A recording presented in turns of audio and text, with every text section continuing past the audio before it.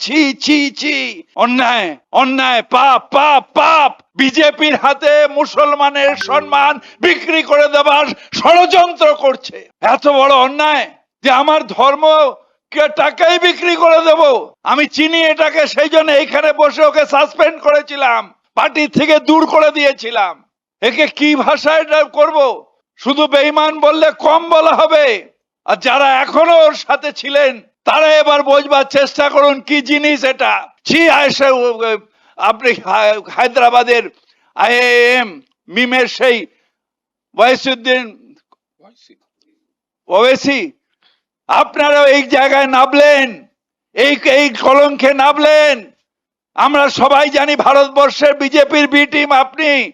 BJP কারকে vote কেটে, মুসলমান vote কেটে বিজেপিকে জেতানো আপনার একটা ইনস্ট্রুমেন্ট।